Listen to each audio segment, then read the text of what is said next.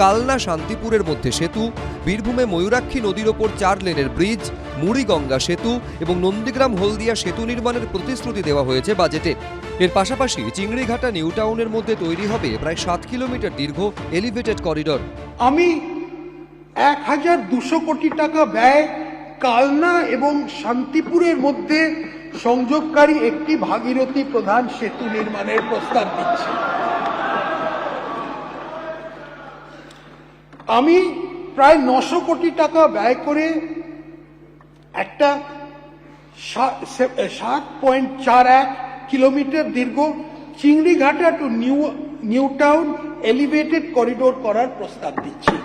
আনুমানিক 1850 কোটি টাকা প্রকল্প ব্যয় হলে হুগলি জেলার ডানকুনি জাংশন ও মগরার মধ্যে একটি কৌশলগত রোড করিডোর প্রকল্প গড়ে তোলা হবে। ভাগীরথীর ওপর কালনা ও শান্তিপুরের সংযোগকারী সেতুর প্রস্তাবে খুশি কালনাবাসী। এই ব্রিজটা হয়ে গেলে আমাদের শান্তিপুর এবং কালনার যে যোগাযোগ ব্যবস্থাটা অনেক উন্নত হবে।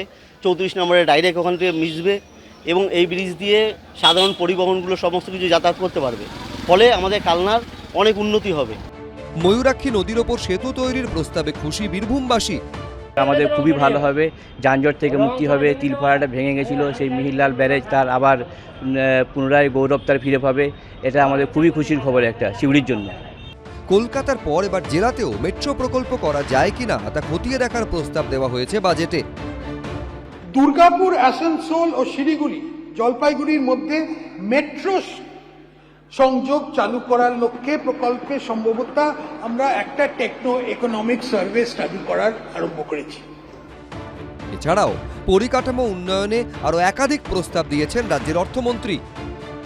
বর্তমানে হলদিয়া এবং কলকাতা বন্দর কম নাব্যতা এবং জাহাজ ওঠানামান মানে টার্ন অ্যারাউন্ড টাইম দীর্ঘসূত্রে সমস্যা ভুক্তভোগী।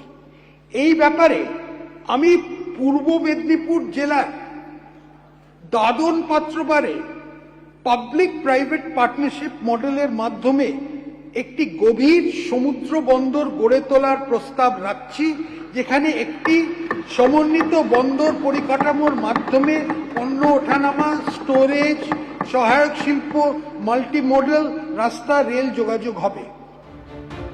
সব মিলিয়ে পরিকাঠামো উন্নয়নে জোর দেওয়া হয়েছে বিজেপি সরকারের প্রথম বাজেটে। উজ্জ্বল মুখোপাধ্যায়, ভাস্কর মুখোপাধ্যায়, রানা দাস, এবিপি আনন্দ। এবিপি আনন্দ, এগিয়ে থাকে, এগিয়ে রাখে।